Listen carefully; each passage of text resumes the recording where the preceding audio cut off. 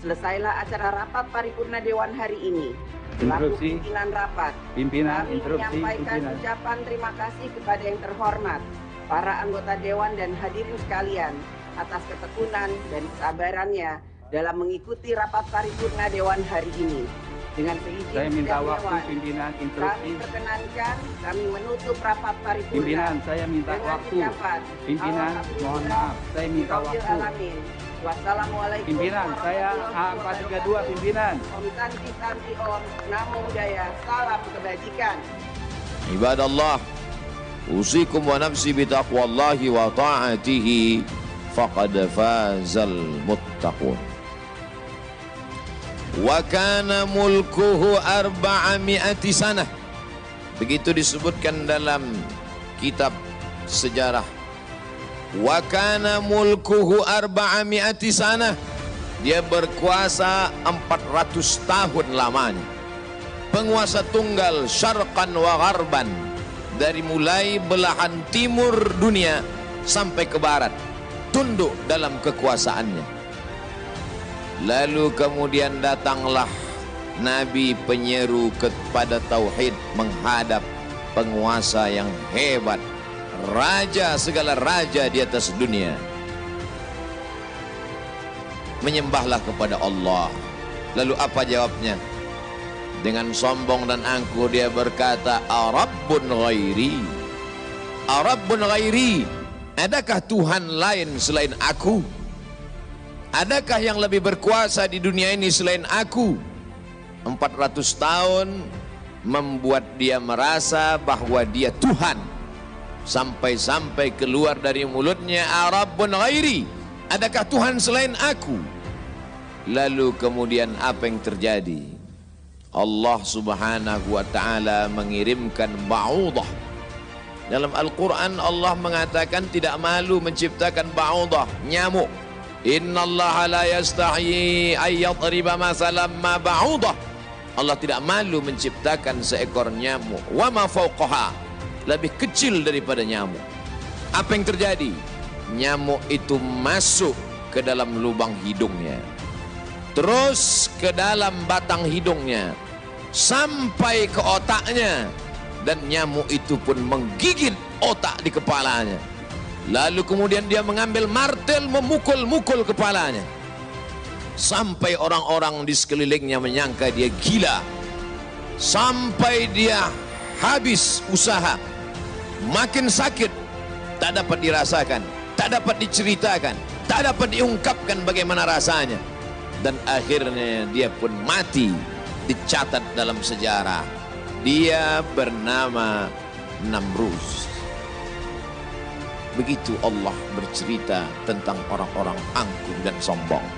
Dia tidak mati disambar petir, dia tidak mati ditimpa batu besar, dia tidak mati karena sesuatu yang hebat, tapi dia mati karena makhluk yang hina, yang kita pun dapat membunuhnya dalam satu kali tepukan. Berpuluh nyawa nyamuk akan mati.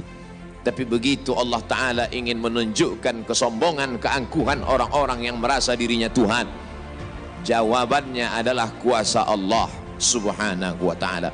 Hari berganti, musim berubah, dunia ini diisi oleh orang-orang yang angkuh dan sombong. Selesaikah dunia dengan matinya Namrus? Tidak. Lahir lagi generasi yang lebih canggih daripada Namrus, lebih kejam daripada Namrus. Apa yang dia lakukan?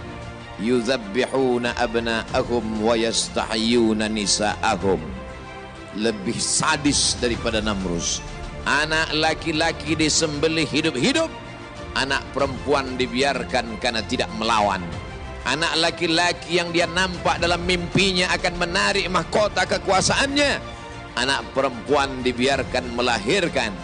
Sampai pada akhirnya ketika dia berkata dengan lantang, kalimat berbeda, substansi makna yang sama, ana rabbukumul a'la, ana, aku, rabbukum, Tuhan kamu, a'la, yang paling tinggi. Ternyata kekuasaan boleh bisa merubah makhluk merasa menjadi khalik. Orang kalau sudah terlalu lama berkuasa, melihat manusia tertunduk-tunduk ketakutan, maka berubah dalam dirinya, berkata, kaulah yang paling berkuasa, engkau adalah Tuhan. Itu pernah terjadi pada Namruz dan menular kepada Parau. Al-Quran menyebut dia Fir'aun. Aku Rabbukumul A'la, Tuhan kamu yang paling tinggi. Bagaimana cara Allah mematikan Fir'aun? Diceritakan dalam Al-Quran. Falamma adrakahul gharaqu, ketika dia tenggelam di tengah laut merah, masuk air itu ke dalam tenggorokannya dan masuk ke dalam lehernya, terus ke dalam dan masuk ke dalam paru-parunya.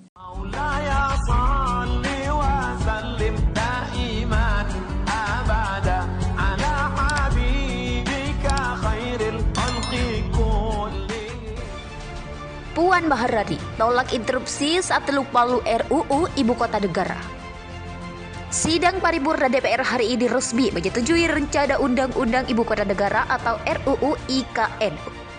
Untuk selanjutnya disahkan Presiden Joko Widodo menjadi undang-undang. Keputusan ini disetujui dalam sidang yang berlangsung siang hari ini pada Selasa 18 Januari.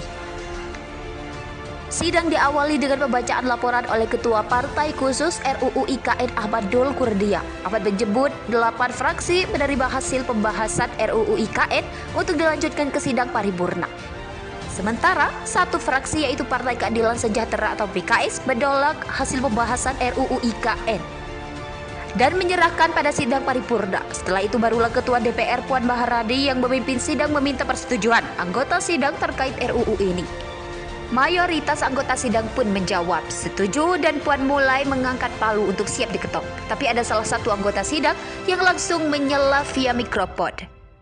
Mendengar hal tersebut, Puan yang sudah mengangkat palu sempat terhenti beberapa detik untuk mengetuknya. Puan kembali meletakkan palunya. Interupsi Bu Ketua, kembali anggota sidang tersebut mengulangi. Tapi Puan pun tetap mengangkat kembali palu tersebut dan mengetok satu kali. Tanda RUU IKN ini resmi disetujui sidang paripurna DPR. Puan Maharani tolak interupsi saat Teluk Palu RUU Ibu Kota Negara. Sidang paripurna DPR hari ini resmi menyetujui rencana Undang-Undang Ibu Kota Negara atau RUU IKN.